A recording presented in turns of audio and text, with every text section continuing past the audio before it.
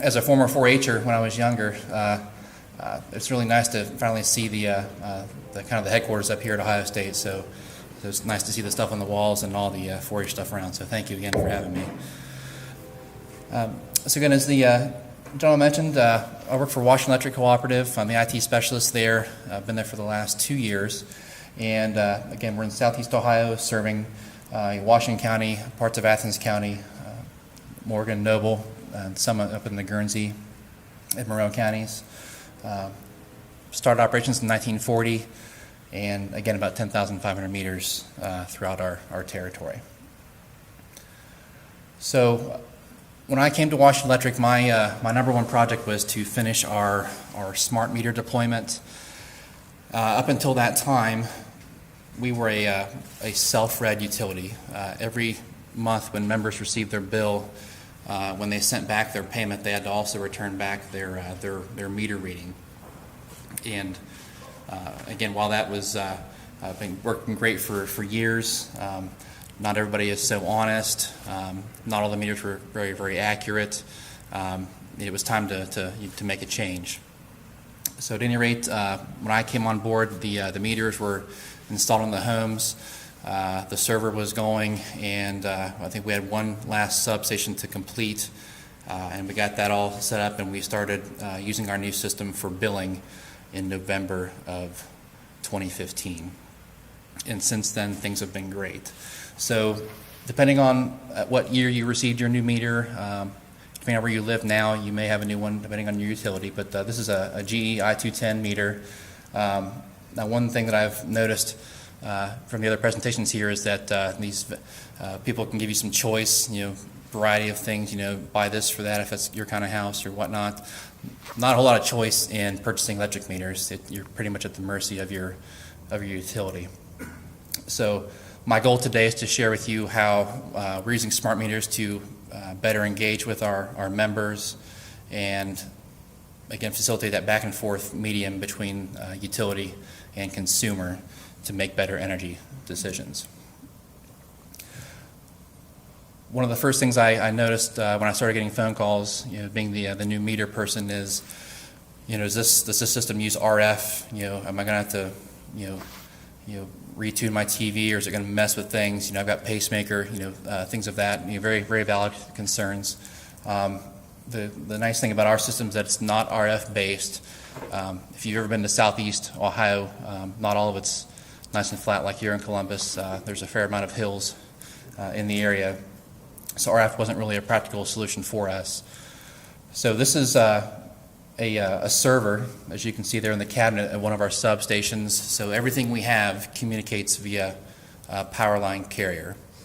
Yes, sir. How many smart meters are radio frequency around the country? Is it a common thing, or is it mostly like yours out here? Again, in my limited exposure to it, it's kind of a mix. There's some cooperatives that use a mix of power line carrier and RF. It just depends on what their density is.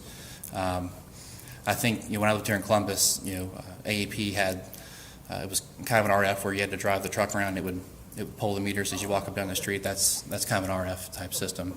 There are other RF systems that meters will actually talk to the next meter down the road, and then talk to the next meter down the road, and send it on down that way. So different kinds.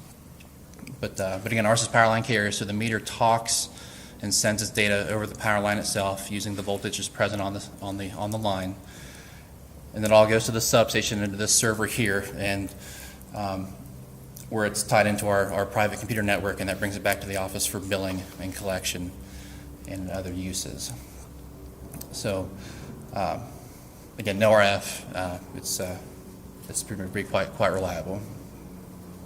All right. So some of the benefits that we've realized here is obviously having this data being warehoused. You collecting data allows us to do analysis. Do projections, load predictions, load analysis, things of that nature. With outages, if the meters aren't able to talk back when we send pings, that's a pretty good idea. The power's out there, and again, if we have everything organized in such a way, we can tell our crews, go to the switch point and check the breaker, check the fuse, those types of things. So it's really helped out with that. Even as far as troubleshooting, maybe the power's not out, but it's blinking or voltage is low. voltage too high. If members start calling in saying, I'm going through light bulbs a lot faster than I ever have. Again, the meters are collecting voltages throughout the day.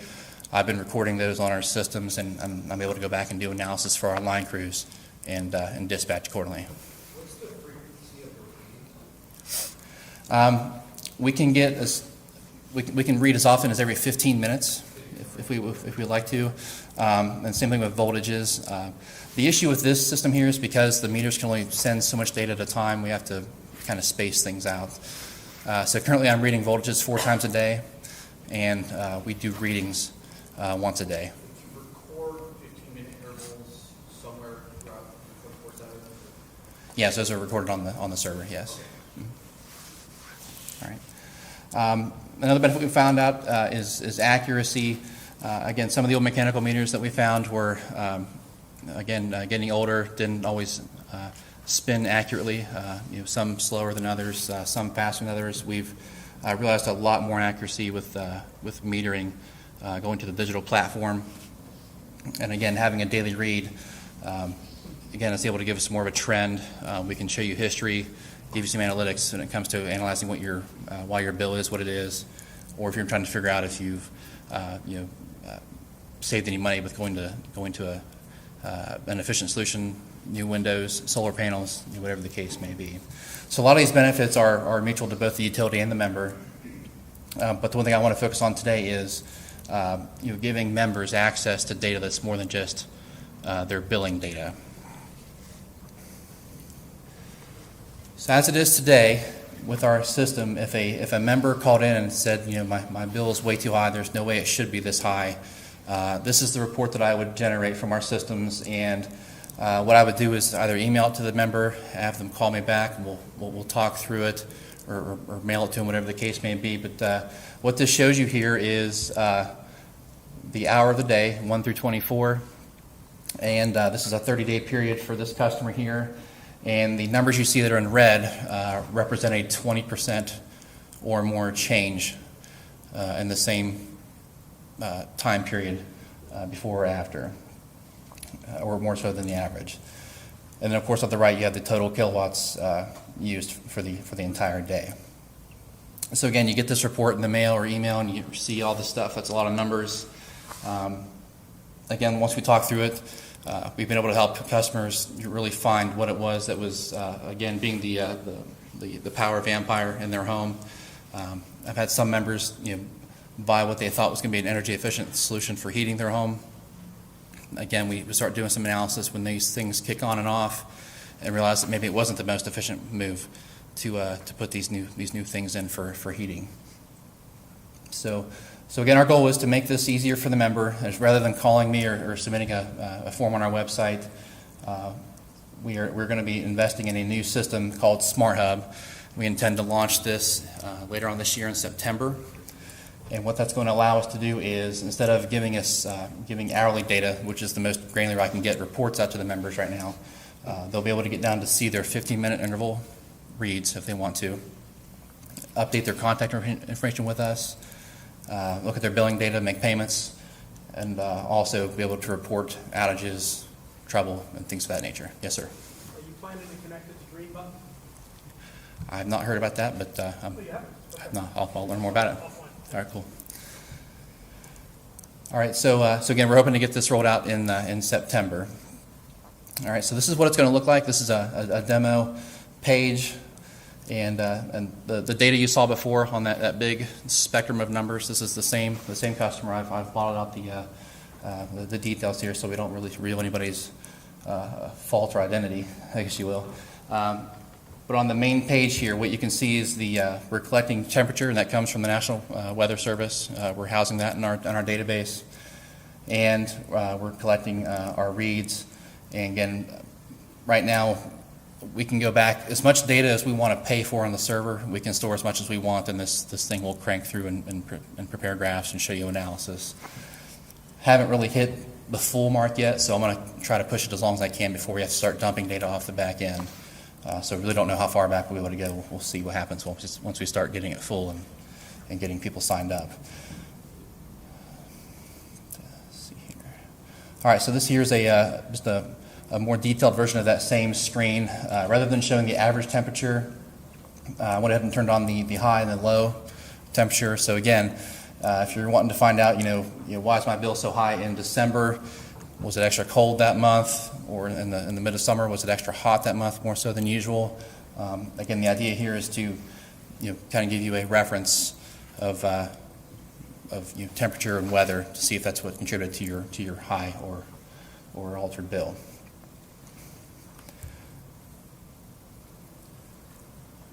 All right, and this is another screen that just shows you averages over a 12-month span. The reason that the month on there is blank is that we were in the middle of that billing cycle when we ran this. So again, something we're really looking forward to. Now, what's really exciting is when you start getting into this type of analysis here, and we have some really exciting features that are coming to us once the system is finished. But if you can see this here, this is a comparison of March 2017 to March 2016. And again, if you guys can see the numbers here, I'm going to see if I can zoom in on my own screen here and see this. But it's going to show you the data on the left there of the prior year. And if you can notice there, right there on the right side, March 2017, you'll notice here that the total usage charges for this month, March 2017, were negative $21. So this member here actually installed solar panels on his home. And this past January, we started issuing cogeneration credits. So we're actually paying members back for energy that they overproduce and put back onto the grid. And so when you compare last March with this March, again, he's realizing a real savings. Even though you can see here the red circle, his actual consumption of power was up, 366 kilowatts year over year. So again, he did a really good job with finding the right kind of panel, sized it correctly, and he's really reaping the benefits. And you can also see here that it was 1 degree colder this year than it was last year. Okay. If we move on to the previous cycle here, so now we're comparing February 2017 to February 2016. Again, the month of February was again a little different than it was the prior year, but again within 2 or 3 degrees Fahrenheit. Again, consumption was up. But again, you can see here that his bill again dropped by, it looks like $81, year over year with the addition of his solar panel project.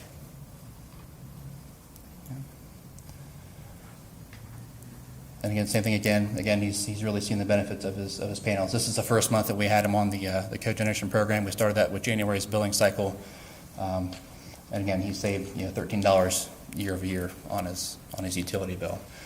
Now, one nice thing that I don't have pictured here because it's not on our demo site yet, but we are allowing a member to go into Smart Hub and actually tag or create events. So I was telling somebody I was sitting with at lunch today, if you install these new light systems that we saw over in the Encore house, if you install new windows, get a heat pump and make all these changes, changing all the light bulbs at one time, you can come in here and actually flag the day and the time, the day and the hour, and say, I changed every light bulb in my house on this day and this hour, and then compare that going forward, or compare that with, reads past, and really do some cost analysis and say, okay, am I really making the savings that I thought I was, with these energy efficient upgrades?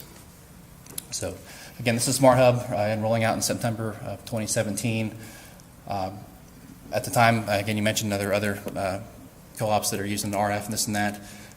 Again, only being in the business for a couple of years, I'm still learning my way around. I've been to a few of the conventions, but this is something that a lot of co-ops have had, and something we've really tried to get. So our board finally, granted my project funds, and we're able to move forward, and we're very, very excited about it. But depending on where you live, I'm not sure if AEP has something similar, or if you're in Mon Power or Duke, whatever the utilities are around. Again, check with them, see if they offer this, and I encourage you to sign up and start getting that data that you can really use out of your smart meter. And if you guys have questions, I have no problem taking phone calls from anybody that asks questions about our system, or if you want to come down and see how it works. Have no problem giving tours of the systems and showing you kind of what kind of system we bought, why we bought it, what kind of tweaks we've made. Again, I'd like for everybody to see this and be as open as I can as far as what the data is, how it gets here, and how we intend to use it for both the members' benefit and the utility. So, any questions?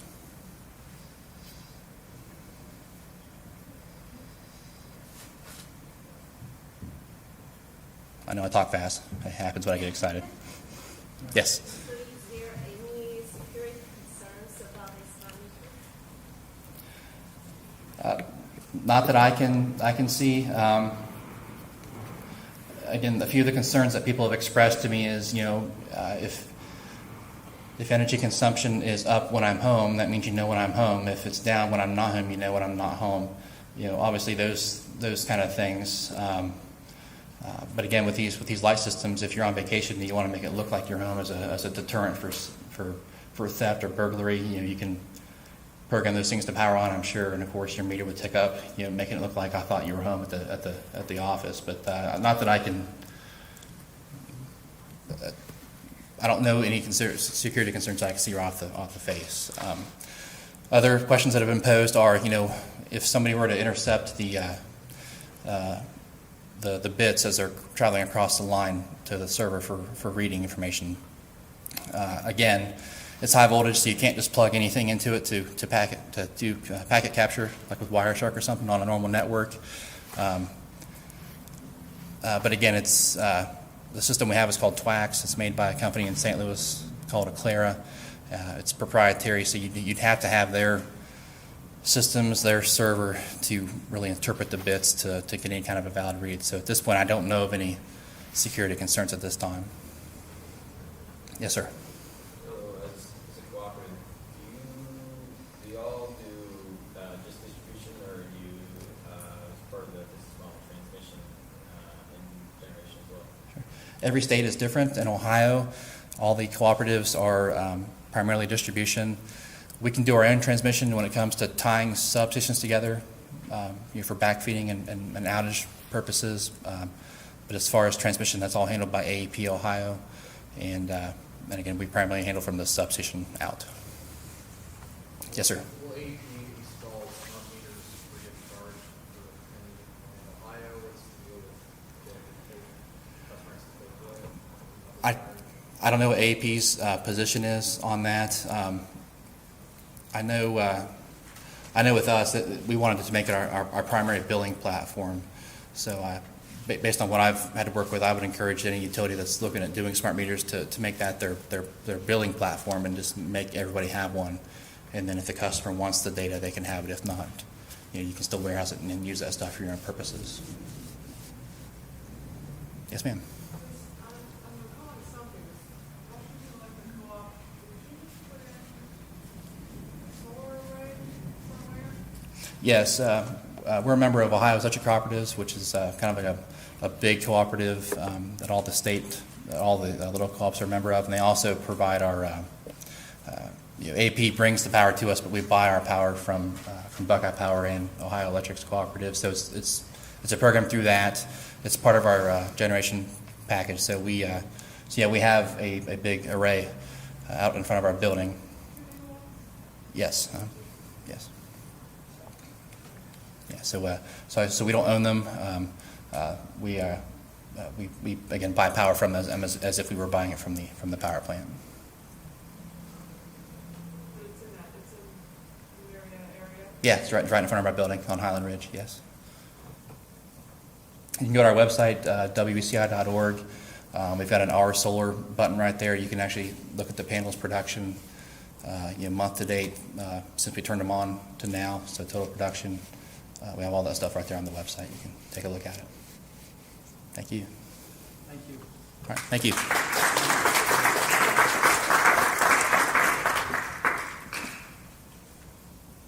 So our next presentation is going to be Ben Holler talking about today's smart home. Ben works in residential sales team for Lutron Electronics in the northeastern region of the U.S. He's a graduate of Muhlenberg College and currently an MBA candidate at